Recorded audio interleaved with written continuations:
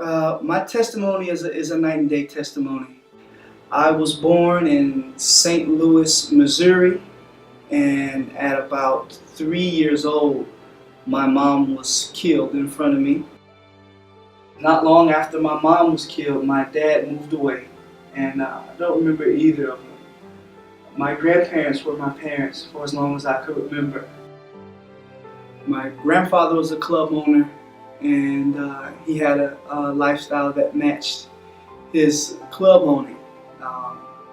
He was hardly there, spent a lot of time alone, but he provided stuff.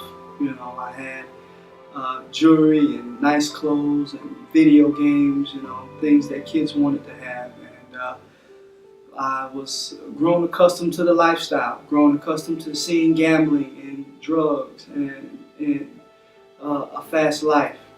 It wasn't long until I started to get involved with gangs and drugs myself. I would say at about 13 years old, both of my grandparents passed in the same year. I left Detroit and moved to Nashville, Tennessee with a very church-going religious aunt who started to put me in things like Boy Scouts and would involve me in visiting colleges and college prep programs.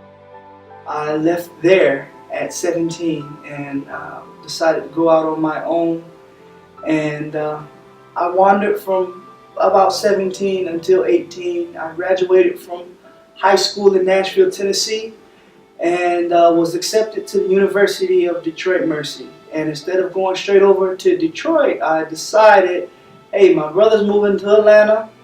Atlanta seems fun. Let's go there. So I went to Atlanta and spent a whole year in Atlanta partying and spending away all of my savings. School and left to go back to Detroit, University of Detroit Mercy. And it was in that freshman year in college that I laid on my brother's couch and I challenged God, and I told God, if you're real, then say Thomas.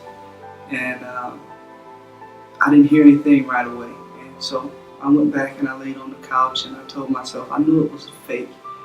And I turned off my rap music and laid on my couch and laid on my brother's couch, and I heard a voice that sounded like it came from inside of me. It sounded like my own voice, and it said Thomas.